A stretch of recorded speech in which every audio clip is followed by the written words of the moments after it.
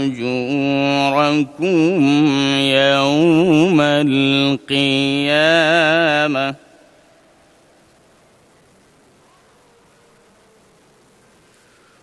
فمن زحزح عن النار وأدخل الجنة فقد فاز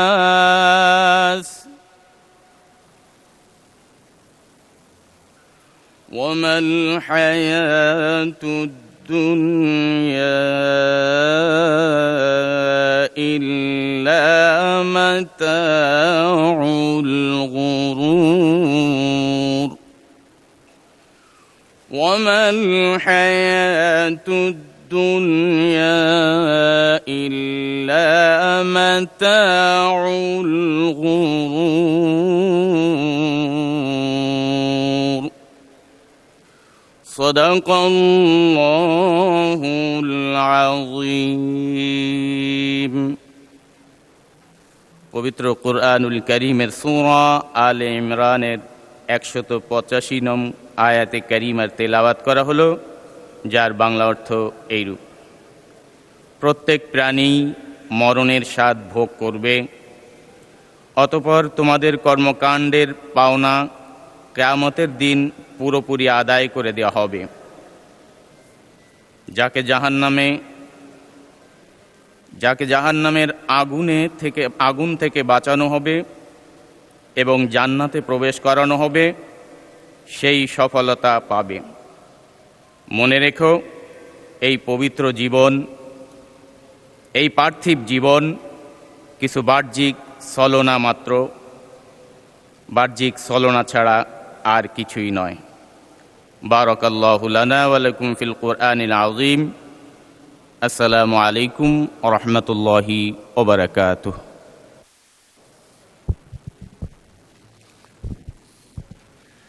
বিসমিল্লাহির রহমানির রহিম। আসসালামু আলাইকুম ওয়া রাহমাতুল্লাহি। মাননীয় সদস্যবৃন্দ, দিনের কার্যসূচি অনুযায়ী এখন প্রশ্নকাল শুরু হচ্ছে। প্রশ্নকালের প্রথম 30 মিনিট মাননীয় প্রধানমন্ত্রী কর্তৃক উত্তরদানের জন্য নির্ধারিত। তারকা চিহ্নিত প্রশ্ন 11। মাননীয় সংসদ সদস্য হুম্মাম কাদের চৌধুরী, চট্টগ্রাম 7, আপনি প্রশ্নটি উত্থাপন করুন। মাননীয় স্পিকার, আসসালামু আলাইকুম। আপনাকে ধন্যবাদ। মাননীয় প্রধানমন্ত্রীর কাছে আমার প্রশ্ন ছিল, দেশের সকল প্রাথমিক বিদ্যালয়ের শিক্ষকদের ইংরেজি বিষয়ের উপর প্রশিক্ষণের ব্যবস্থা গ্রহণ করা হবে কিনা, হলে কবে নাগাদ করা হবে? ধন্যবাদ। মাননীয় প্রধানমন্ত্রী। ধন্যবাদ মাননীয় স্পিকার, ধন্যবাদ মাননীয় সংসদ সদস্য। বর্তমান সরকারের ইশতেহারে দেশের সকল প্রাথমিক বিদ্যালয় শিক্ষকদের শিক্ষার মান এবং দক্ষতা বৃদ্ধির লক্ষ্যে বিশেষ প্রশিক্ষণ কর্মসূচির আওতায় আনার ওপর গুরুত্ব প্রদান করা হয়েছে। বর্তমানে প্রাথমিক বিদ্যালয়গুলোতে মোট শিক্ষকের সংখ্যা 3,76,489 জন। এর মধ্যে চতুর্থ প্রাথমিক শিক্ষা উন্নয়ন কর্মসূচির আওতায় ইতিমধ্যেই 1,30,000 শিক্ষককে ইংরেজি বিষয় প্রশিক্ষণ প্রদান করা হয়েছে। মাননীয় সংসদ সদস্য, আপনি জেনে আনন্দিত হবেন যে আগামী 1 জুলাই 2026 হতে 5 বছর মেয়াদী পঞ্চম প্রাথমিক শিক্ষা উন্নয়ন কর্মসূচি সরকার শুরু করতে যাচ্ছে এবং এই কর্মসূচির মাধ্যমে অবশিষ্ট যে শিক্ষকবৃন্দ আছেন তাদেরকেও ইংরেজি বিষয়ে শিক্ষা প্রদানের পরিকল্পনা বর্তমান সরকারের রয়েছে। ধন্যবাদ মাননীয় স্পিকার। মাননীয় সংসদ সদস্য জনাব হুম্মাম কাদের চৌধুরী একটি সম্পূরক প্রশ্ন করতে পারেন।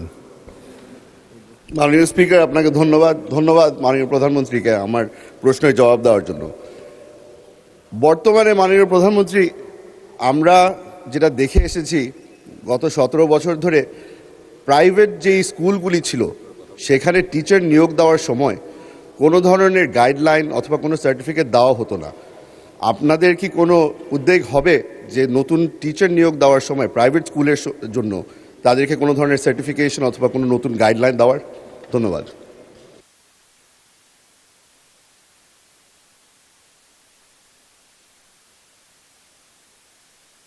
মাননীয় প্রধানমন্ত্রী।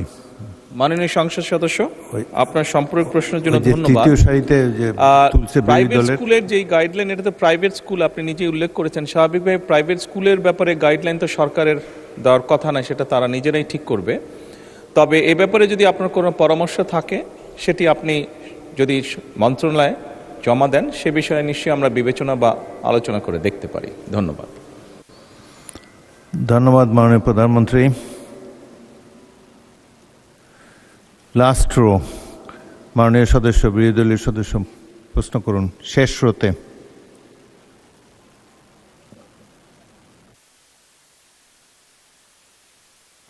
মাননীয় স্পিকার, আপনাকে ধন্যবাদ। আমি মাননীয় প্রধানমন্ত্রীর কাছে জানতে চাচ্ছি, ইতিমধ্যেই তিনি ঘোষণা দিয়েছেন প্রত্যেকটা উপজেলায় একটি মহিলা কলেজ সরকারিকরণ করা হবে। এজন্য আমরা ওনাকে আন্তরিক ধন্যবাদ জানাই। আমি জানতে চাই প্রতিটি উপজেলায় একটি করে গার্লস স্কুল সরকারিকরণ করা হবে কিনা, এবং একটি করে আলিয়া মাদ্রাসা প্রতিটা উপজেলায় সরকারিকরণ করার পরিকল্পনা সরকারের আছে কিনা। ধন্যবাদ আপনাকে। মাননীয় প্রধানমন্ত্রী, এটা সম্পূরক প্রশ্ন হলো না, প্রশ্ন ছিল প্রাথমিক শিক্ষার বিষয়, উনি কলেজ সম্বন্ধে। তবুও আপনি ইচ্ছা করলে জবাব দিতে পারেন। মাননীয় সংসদ সদস্য, আপনার প্রশ্নের জন্য ধন্যবাদ। আপনি যেটি বলেছেন যে এরকম ঘোষণা দিয়েছি উপজেলা পর্যায়ে, যেটি আমার ঠিক মনে পড়ছে না এরকম কোনো ঘোষণা আমরা দিয়েছি কি না। তবে এ ব্যাপারে যদি আপনি নোটিশ দেন, আমরা বিবেচনা করে দেখতে পারি বিষয়টি। ধন্যবাদ।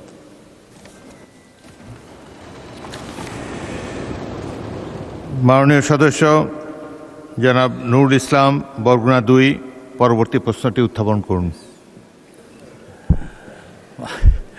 এটা একটু পার্সিয়ালিটি হয়েছে মাননীয় স্পিকার, আপনাকে অনেক ধন্যবাদ। এবং আজকের এই বিষয়টি অত্যন্ত গুরুত্বপূর্ণ এবং পার্টিনেন্ট আমার এলাকার প্রশ্নে, সেই জন্য প্রশ্নটি আমি উত্থাপন করেছি।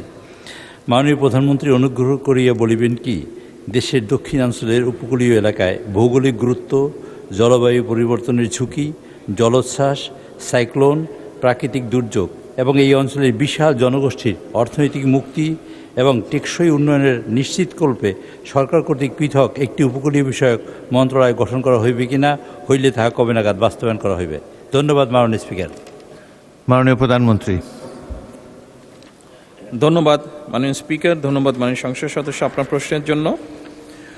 দেশের অপার সম্ভাবনায় সমুদ্র সম্পদের বিজ্ঞান ভিত্তিক টেকসই ব্যবহার নিশ্চিতকরণের মাধ্যমে সুনীল অর্থনীতির বিকাশ এবং জাতীয় সুনীল অর্থনীতি কর্তৃপক্ষ প্রতিষ্ঠার বিষয়টি বাংলাদেশ জাতীয়তাবাদী দল তথা বিএনপির নির্বাচনী ইশতেহারে রয়েছে।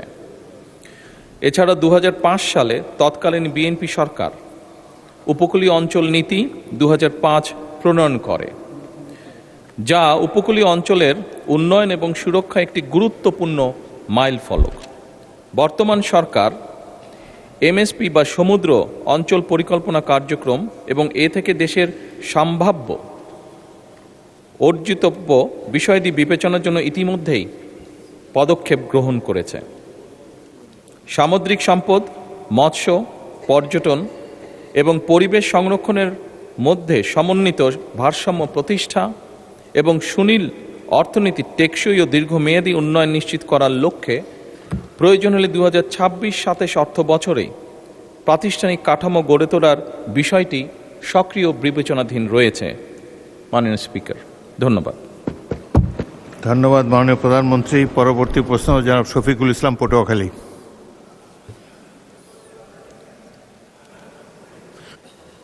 আই এম সরি, মাননীয় চিফ হুইপ, আপনি একটি সম্পূরক প্রশ্ন করতে পারেন।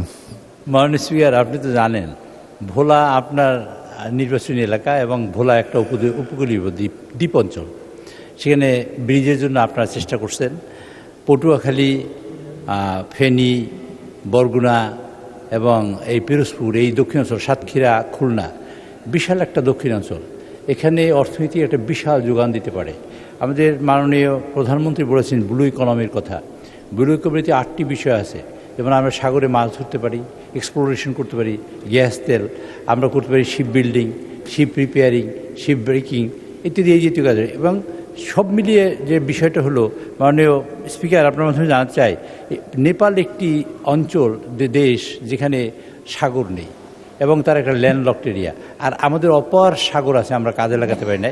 তার মধ্যেও এই উপকূলীয় অঞ্চলের মানুষ অত্যন্ত দুর্ভোগের শিকার হয়, সাইক্লোন, ঝড়ঝা, ভূমিকম্প যখন তৈরি হয়।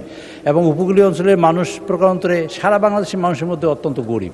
কাজে এই এলাকায় সার্বিক বিবেচনা করে মাননীয় প্রধানমন্ত্রী যদি এরকম একটি পার্বত্য চট্টগ্রাম যেরকম মন্ত্রণালয় করেছেন, এরকম একটা মন্ত্রণালয় অথবা যে বিভাগের কথা বলেছেন, আমি তাকে ধন্যবাদ জানাই যে বিশেষ বরাদ্দ এই এলাকার মানুষগুলোর জন্য।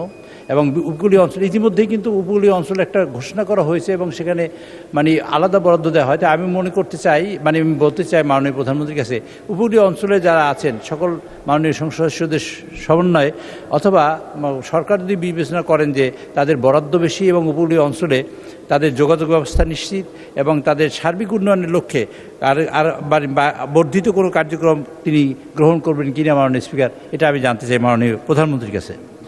মাননীয় প্রধানমন্ত্রী। ধন্যবাদ মাননীয় স্পিকার, ধন্যবাদ মাননীয় সংসদ সদস্য আপনার সম্পূরক প্রশ্নের জন্য।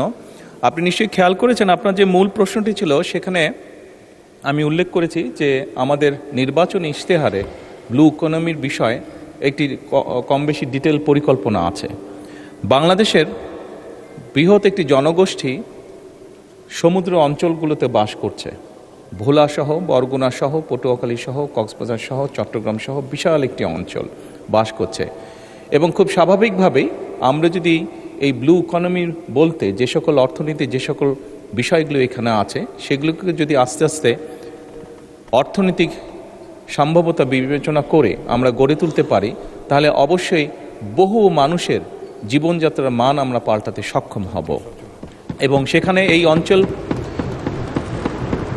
এবং এই বিশাল অঞ্চলকে ঘিরে বিশাল একটি অর্থনৈতিক অঞ্চল গড়ে উঠবে, যা সামগ্রিকভাবে দেশের অর্থনৈতিক একটি শক্তিশালী অবস্থানে নিয়ে যাবে অবশ্যই ইনশাআল্লাহ।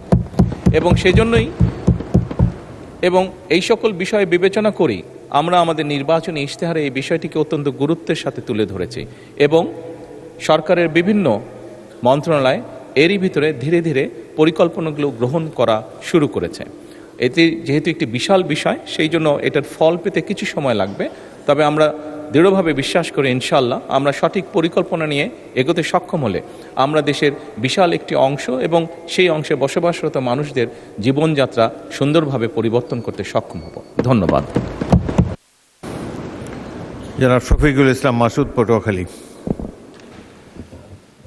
মাননীয় স্পিকার, আপনাকে ধন্যবাদ এবং বিশেষ করে আমার দক্ষিণ অঞ্চলের মাননীয় সংসদ সদস্য জনাব নুরুল ইসলাম আমাদের এলাকাকে অ্যাড্রেস করেছেন, সেই জায়গা থেকে তাকেও ধন্যবাদ জানাচ্ছি এবং মাননীয় প্রধানমন্ত্রী আমাদের এই প্রশ্ন তিনি তার বিবেচনায় নিয়েছেন, সেজন্য তাকে ধন্যবাদ জানিয়ে আমার নির্বাচনী এলাকায় 112 পটুয়াখালী, বাউফল, আমরা আমাদের এলাকা সম্পর্কে বলে থাকি ধান নদী খাল, এই তিন নিয়ে আমাদের বরিশাল। নদীবেষ্টিত এই জায়গা সম্পর্কে যে এখানে উপকূলীয় বিষয়ক মন্ত্রণালয়ের যে বিশেষ বিবেচনা নেওয়া হয়েছে, এই দক্ষিণ অঞ্চলের উপকূলীয় জেলা পটুয়াখালীর বাউফল আমাদের একটি অত্যন্ত নদীবেষ্টিত জায়গা, যেখানে তেঁতুলিয়া এবং লোহালিয়া নদীর তীরবর্তী প্রায় 60টা ইউনিয়ন, তার মধ্যে 4টা ইউনিয়ন অত্যন্ত ভয়াবহ নদী ভাঙনে বিপর্যস্ত। উপজেলা নাজিরপুর, কালাইয়া, চন্দ্রদ্বীপ, কেশবপুর, ধুলিয়া, এদিকে কাশিপাড়া সহ নদীগর্ভে প্রায় এগুলো বিলীন হওয়ার পথে, প্রতিনিয়ত মানবিক, সামাজিক এবং অর্থনৈতিকভাবে বিপর্যস্ত হয়ে যাচ্ছে।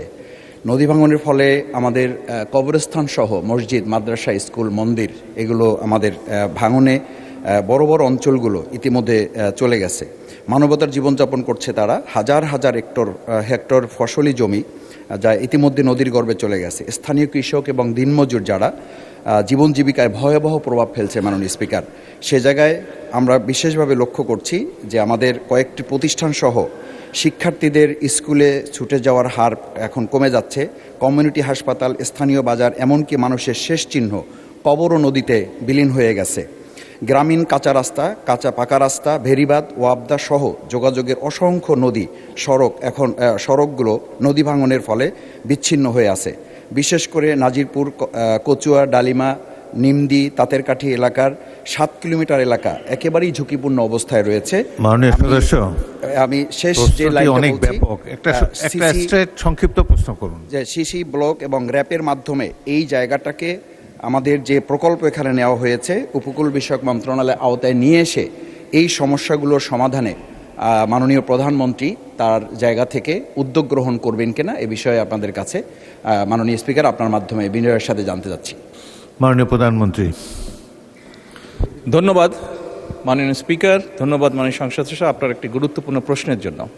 আপনি আপনার এলাকার যেই সমস্যার কথা বলেছেন সেটি শুধু আপনার এলাকার সমস্যা নয়, বাংলাদেশের বহু মানুষ আছে। এমনকি আমার যেটা ডিস্ট্রিক্ট সেই বগুড়াতেও সারিয়াকান্দি অঞ্চলে এইরকম নদী ভাঙনের সমস্যা রয়ে গিয়েছে মাননীয় স্পিকার। একই সাথে আরও অনেকগুলো অঞ্চল আছে, দক্ষিণ অঞ্চল বলেন, উত্তর অঞ্চল বলেন, বাংলাদেশের বিভিন্ন জায়গায় এই সমস্যা রয়ে গিয়েছে। এই সমস্যাটা একদিনের নয় মাননীয় সংসদ সদস্য, আপনি যেহেতু ওই অঞ্চলের মানুষ, ওই অঞ্চলে বেড়ে উঠেছেন, আপনার নিশ্চয়ই ধারণা আছে কিভাবে এই সমস্যাটি তৈরি হয়েছে। এখানে সবচেয়ে গুরুত্বপূর্ণ দুটো বিষয় আছে। একটি হচ্ছে যে নদী শাসনের কথা আপনি বলেছেন, সেটি একটি উপায় আছে, এবং একই সাথে আপনি খুব ভালো করে জানেন নদী শাসনের বিষয়টি অত্যন্ত ব্যয়বহুল একটি বিষয়, বাট তারপরেও প্রয়োজন অনুযায়ী আমাদেরকে করতে হবে।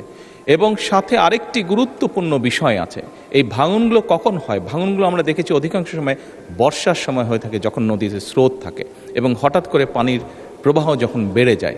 এবং সেই জন্যই মাননীয় সংসদ সদস্য আপনি নিশ্চয়ই অবগত আছেন, আপনার ধারণা আছে, না দেখে থাকলেও ধারণা আছে, শহীদ রাষ্ট্রপতি জিয়াউর রহমান এই সমস্যাটিকে সমাধানের জন্য খাল খনন কর্মসূচি শুরু করেছিলেন ওনার শাসনের সময়। এবং বর্তমান সরকার খাল খননের মাধ্যমে একদিকে যেমন নদী ভাঙনকে ট্যাকল করতে চাইছে, একদিকে যেমন আমাদের শুষ্ক মৌসুমে পানির যে সমস্যা হয়ে থাকে সেই সমস্যাটার সমাধান আমরা করতে চাইছি খাল খননের মাধ্যমে। ঠিক একইভাবে আপনার নিশ্চয়ই ধারণা আছে, যেহেতু গ্রাম অঞ্চলে আপনি বেড়ে উঠেছেন, অনেক সময় এমন অনেক জায়গা আছে যেখানে বর্ষাকালেও পানি পায় না, বর্ষার সময়ও তাকে পানির জন্য কষ্ট করতে হয়। সেই জন্য আমাদের সেচ সুবিধা দেওয়ার জন্য খাল খনন একটি অত্যন্ত জরুরি প্রকল্প। আপনার নিশ্চয়ই আরেকটি ধারণা আছে, বিশেষ করে ঢাকা শহরে এই সমস্যাটি আছে, এবং গ্রাম অঞ্চলেও যেখানে চাষবাস খুব বেশি হয়ে থাকে সেখানেও এই সমস্যাটি ধীরে ধীরে দেখা যাচ্ছে। সেটা হচ্ছে যে আমাদের ভূগর্ভস্থ যে পানি আছে সেটির স্তর ধীরে ধীরে নিচে নেমে যাচ্ছে। এই সবগুলো বিষয়কে যদি আমরা অ্যাড্রেস করতে চাই তাহলে অবশ্যই নদী শাসন যেমন একটি প্রয়োজন নদী ভাঙনকে রোধ করার জন্য, ঠিক নদীতে যখন পানির প্রবাহ বেড়ে যায়, স্রোত বেড়ে যায়, যার কারণে নদী ভাঙন হয়ে থাকে, সেই স্রোতটিকে যাতে আমরা মোটামুটি কন্ট্রোলে আনতে পারি, সেই পানিটিকে যাতে আমরা পানিতে যেটা হঠাৎ করে পানি বেড়ে যায় বর্ষার সময় সেটিকে যাতে আমরা ঠিকভাবে সারা দেশে ছড়িয়ে দিতে পারি, সেই জন্য খাল খনন কর্মসূচিটা অত্যন্ত গুরুত্বপূর্ণ। সেই জন্য মাননীয় সংসদ সদস্য, মাননীয় স্পিকার, আমরা নদী শাসনের ব্যাপারে যেরকম আমরা উদ্যোগ গ্রহণ করছি সরকারের পক্ষ থেকে, একইভাবে সামগ্রিকভাবে এই সমস্যাটিকে কম খরচে, যেহেতু বাংলাদেশের জন্য ব্যয়বহুল বিষয় নদী শাসনটিকে কম খরচের জন্য সবচেয়ে বেশি আমাদের জন্য সহজ হচ্ছে খাল খনন, সেটির উপর আমরা গুরুত্ব আরোপ করছি। মাননীয় স্পিকার, ধন্যবাদ। তারকা চিহ্নিত প্রশ্ন 13, মাননীয় সদস্য ABM মোশাররফ হোসেন, পটুয়াখালী 4, উত্থাপন করুন। মাননীয় স্পিকার, আপনাকে ধন্যবাদ আমাকে সুযোগ দেওয়ার জন্য।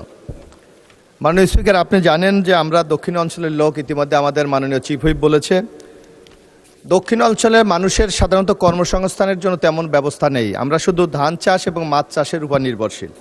কিন্তু আমাদের ওখানে মাননীয় সদস্য প্রশ্নটা কোন যেভাবে ছাপা আছে ওটা পড়েন। আমি মাননীয় প্রধানমন্ত্রীর অনুগ্রহ করিয়া বলিবেন কি, সাগরকন্যা কুয়াকাটাকে একটি আন্তর্জাতিক মানের পর্যটন কেন্দ্র হিসাবে গড়িয়া তুলিবার জন্য সরকারের কোনো মহাপরিকল্পনা আছে কিনা?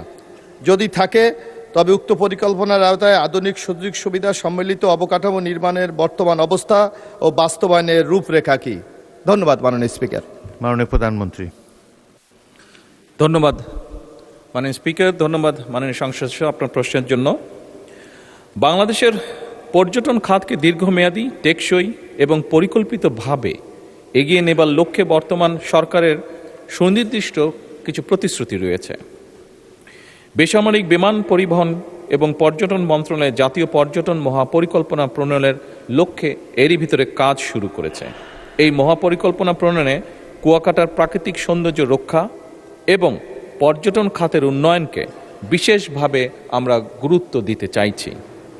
একই সাথে পটুয়াখালী জেলার কুয়াকাটা, মাননীয় সংসদ সদস্য, এখানে আমি একটি বিষয় উল্লেখ করতে চাইছি যে এই কুয়াকাটায় আমি গিয়েছিলাম একবার এবং সেই স্মৃতিটি আমার রয়েছে শহীদ রাষ্ট্রপতি জিয়াউর রহমান আমার পিতার সাথে। সেজন্যই স্বাভাবিকভাবে এই অঞ্চলটির প্রতি কিছুটা হলে আমার একটি দুর্বলতা রয়ে গিয়েছে।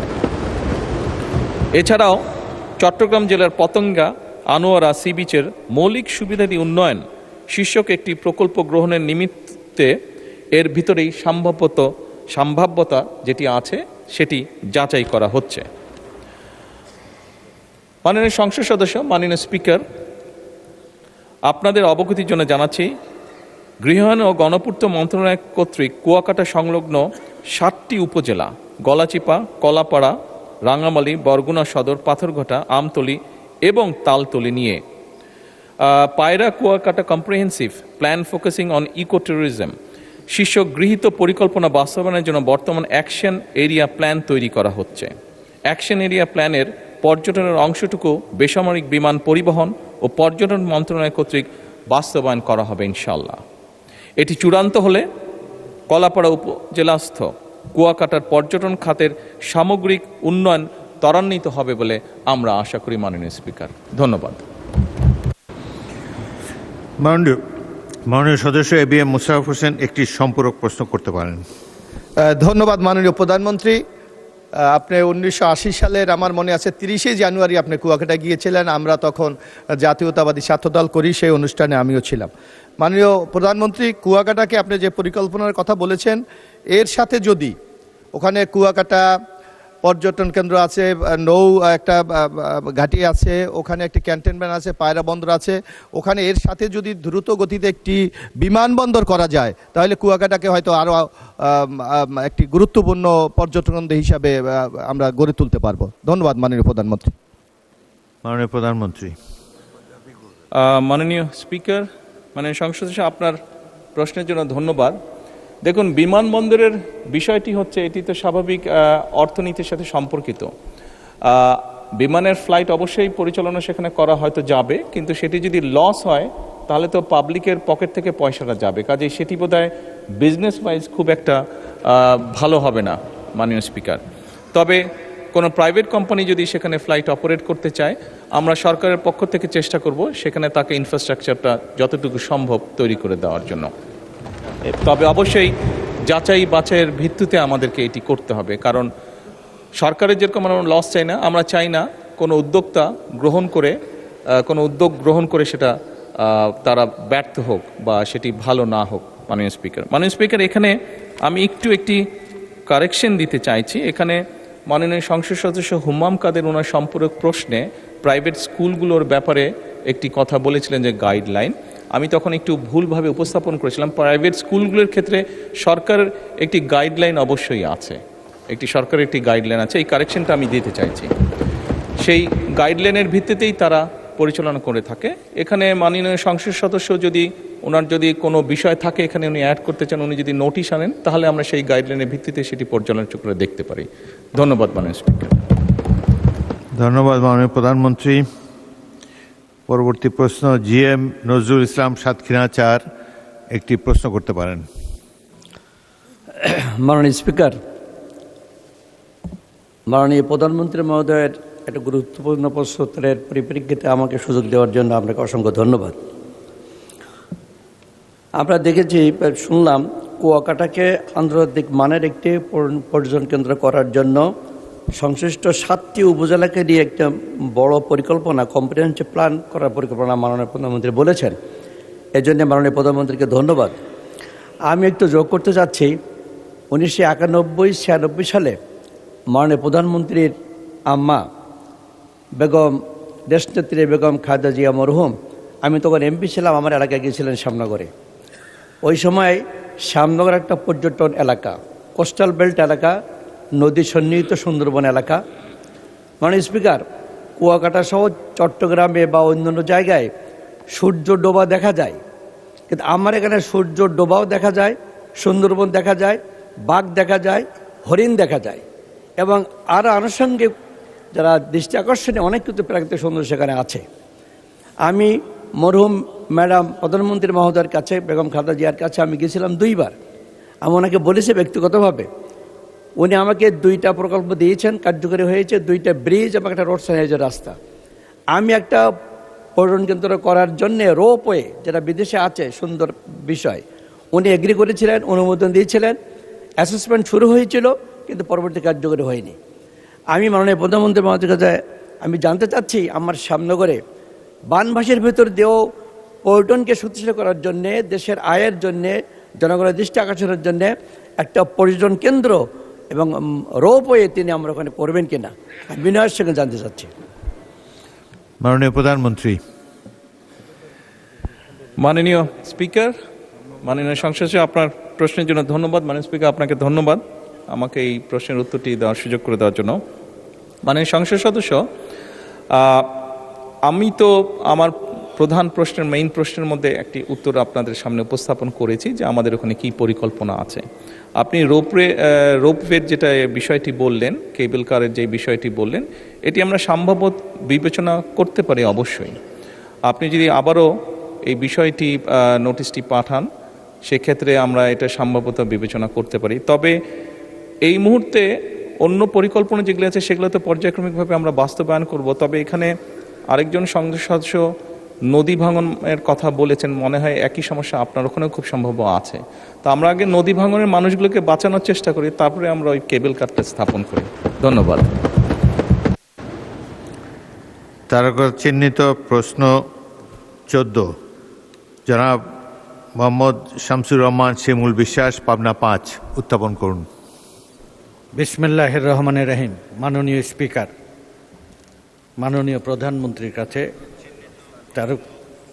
তারকা চিহ্নিত প্রশ্ন 14। বিসমিল্লাহির রহমানির রহিম। মাননীয় স্পিকার, আপনাকে ধন্যবাদ। মাননীয় প্রধানমন্ত্রী অনুগ্রহ করিয়া বলিবেন কি, আপনার নেতৃত্বাধীন সরকার জনগণের কল্যাণে অগ্রাধিকার ভিত্তিতে 180 দিনের মধ্যে কোন কোন কর্মসূচি গ্রহণ করিয়াছে কিনা? প্রশ্নের উত্তর হ্যাঁ হইলে উক্ত অগ্রাধিকার অনুসারে কর্মসূচি সমূহ কি কি এবং দৃশ্যমান অগ্রগতির চিত্র কি? দয়া করিয়া মাননীয় প্রধানমন্ত্রী বলিবেন কি? মাননীয় প্রধানমন্ত্রী। ধন্যবাদ মাননীয় স্পিকার, ধন্যবাদ মাননীয় সংসদ সদস্য আপনার প্রশ্নের জন্য। মাননীয় স্পিকার, সরকারের নির্বাচনী ইশতেহারে ঘোষিত কার্যক্রমসমূহ বাস্তবায়নে সকল মন্ত্রণালয় এবং বিভাগ আগামী 180 দিনের কর্মসূচির আলোকে কর্মপরিকল্পনা প্রণয়ন করেছে এবং সেগুলো বাস্তবায়নের উদ্যোগ এরই ভিতরে গ্রহণ করেছে। তারই একটি অংশ হিসাবে নিশ্চয়ই আপনি মাননীয় স্পিকার পত্রপত্রিকায় দেখেছেন, সংবাদে দেখেছেন যে গতকাল আমাদের যে কৃষক কার্ডের যে কমিটমেন্ট ছিল জনগণের মাঝে, সেটির কাজও আমরা, পাইলট প্রজেক্টের কাজ আমরা গতকাল শুরু করেছি। এর বাইরেও মাননীয় স্পিকার, সমগ্র বাংলাদেশের মানুষ দেখছে যে আমাদের কমিটমেন্ট যেগুলো ছিল নির্বাচনের সময় জনগণকে দেওয়া, সেই প্রতিশ্রুতির কাজগুলো আমরা পর্যায়ক্রমিকভাবে শুরু করেছি। আমি যদি সবগুলো এখানে উল্লেখ করতে চাই, অনেক সময়ের প্রয়োজন আছে মাননীয় স্পিকার। সংসদের সময় অত্যন্ত মূল্যবান, সেই জন্য আমি এই পরে যেগুলো আছে সেগুলোকে পঠিত বলিয়া গণ্য করার জন্য অনুরোধ জানাচ্ছি।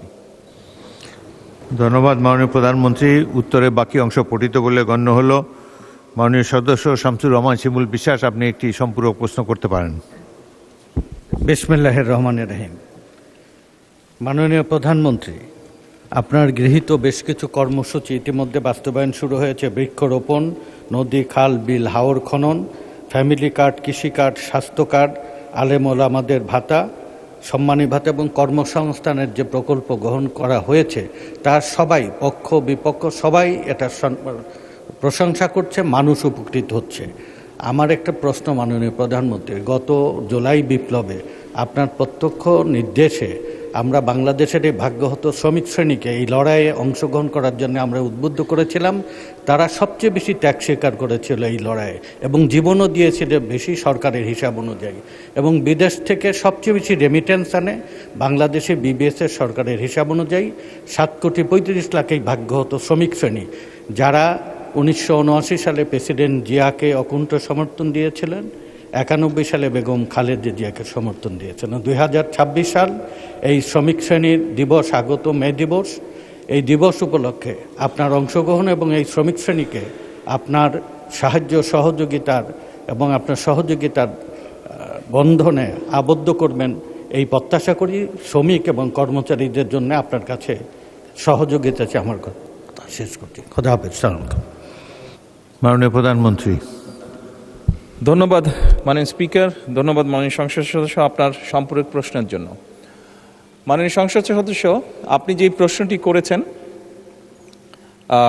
শ্রমিক শ্রেণীকে লক্ষ্য করে বা উদ্দেশ্য করে, আপনি যদি মাননীয় স্পিকার আপনি যদি খেয়াল করে থাকেন তাহলে দেখবেন যে বিগত নির্বাচনের সময় বাংলাদেশ জাতীয়তাবাদী দল যেই ম্যানিফেস্টো বা যেই প্রতিশ্রুতিগুলি বাংলাদেশের মানুষের সামনে উপস্থাপন করেছিল, সেই প্রতিশ্রুতিগুলোর মধ্যে প্রত্যেকটি শ্রেণীর জন্য আমরা কিছু না কিছু বিষয়বস্তু রেখেছি। এবং তারপরে আরও সংক্ষিপ্তভাবে যদি সমগ্র আমাদের ম্যানিফেস্টোটি আমরা ভালো করে লক্ষ্য করি, তাহলে আমরা দেখব খেটে খাওয়া মানুষ বলতে যেই মানুষগুলোকে বোঝায়, সেটি শ্রমিক হোক, কৃষক হোক, দিনমজুর হোক, খেটে খাওয়া বিভিন্ন শ্রেণী পেশার মানুষ হোক, প্রত্যেকের জন্য আমরা কিছু না কিছু রেখেছি। আমরা কৃষকদের জন্য, একটু আগেই আমি বলেছি, আমরা কৃষকদেরকে সহযোগিতা করার জন্য কৃষক কার্ড আমরা ইন্ট্রোডিউস করেছি। আমরা একইভাবে এই দেশের মহিলাদেরকে, এই দেশের নারী সমাজকে আমরা এম্পাওয়ার করার জন্য আমরা প্রান্তিক পর্যায়ের পরিবার যেগুলো আছে, সেই পরিবারগুলো যে নারী প্রধান আছে, তাদেরকে ফ্যামিলি কার্ড দেওয়ার প্রক্রিয়া এরই ভিতরে আমরা শুরু করেছি, তাদেরকে স্বাবলম্বী করার জন্য অর্থনৈতিকভাবে। মাননীয় স্পিকার, একটু আগেই খাল খননের কথা শুরু হয়েছে। এই খাল খনন শুধু যে কৃষকদেরকে উপকৃত করবে তাই নয়।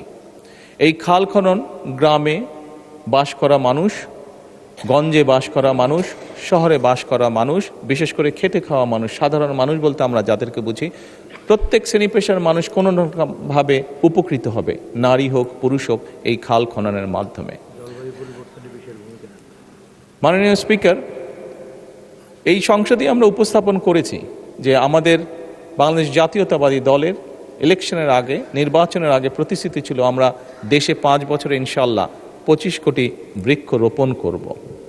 এবং এই বৃক্ষরোপণেও বিভিন্নভাবে সমাজের খেটে খাওয়া বিভিন্ন মানুষ বিভিন্নভাবে উপকৃত হবে, সেটি শ্রমিক হোক, সেটি নারী হোক, সেটি আর যে কোনো ধরনের মানুষ হোক না কেন, খেটে খাওয়া মানুষ।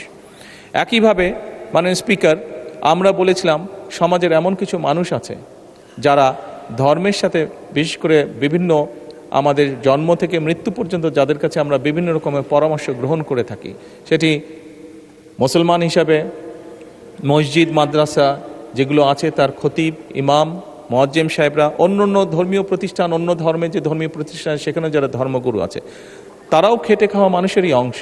তাদেরকেও সহযোগিতা করার জন্য আমরা সরকার থেকে সম্মানীর ব্যবস্থা করব বলেছিলাম এবং সেটির কাজও আমরা শুরু করেছি মাননীয় স্পিকার।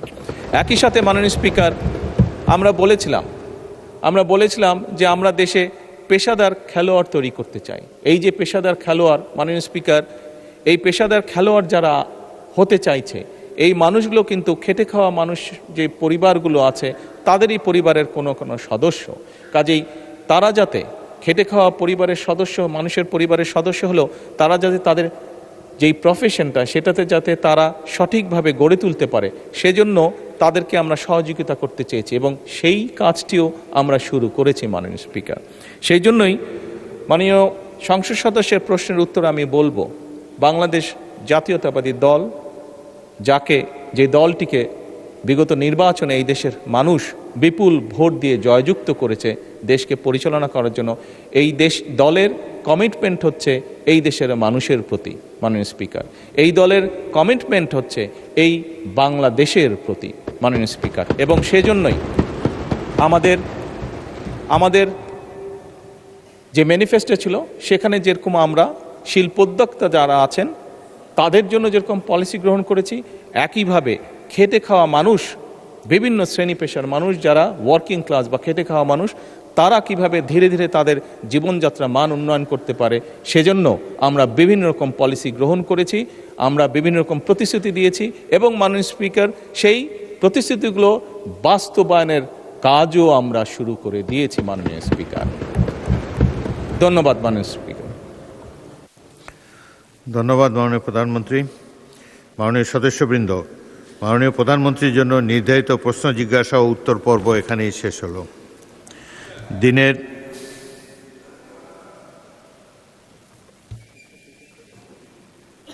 বলুন মাননীয় মন্ত্রী। মাননীয় স্পিকার, আপনাকে ধন্যবাদ। আমি কার্যপ্রণালী বিধির ৪৪, ৪৫, ৪৬ আপনার দৃষ্টি আকর্ষণ করছি যে প্রশ্ন পর্ব যেটা তারকা চিহ্নিত, সেখানে আমি একজন সরকারি সদস্য হিসাবে প্রশ্ন করার কোনো সুযোগ আছে কিনা, যেহেতু ইতিমধ্যে আমাদের মাননীয় চিফ হুইপ মহোদয় প্রশ্নটি করেছেন, আমার জানা নাই।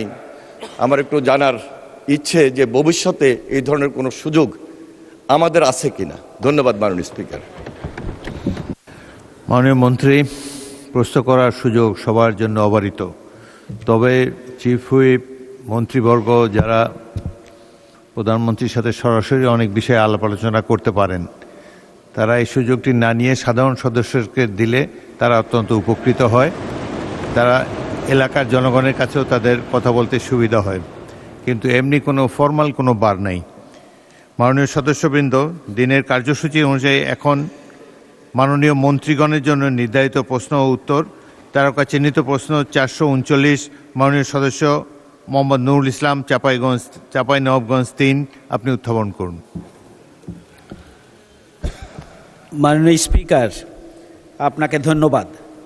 আমি নুরুল ইসলাম বুলবুল, পরিবেশ, বন ও জলবায়ু পরিবর্তন মন্ত্রী মহোদয়, অনুগ্রহ করিয়া বলিবেন কি, আমার নির্বাচনী এলাকা ৪৫ চাঁপাইনবাবগঞ্জ ৩ বৃহত্তর বরেন্দ্র অঞ্চলের অন্তর্ভুক্ত, যাহা জলবায়ু পরিবর্তনের ফলে অতি তীব্র খরা ও সুপেয় পানির অভাবজনিত হুমকির মুখে। জলবায়ু পরিবর্তন ট্রাস্ট ফান্ড বা অন্য কোনো ফান্ড হইতে আমার নির্বাচনী এলাকায় কোনো বরাদ্দ আছে কিনা, থাকিলে তাহা কি? এটি হচ্ছে আমার প্রশ্ন। মাননীয় স্পিকার, আপনার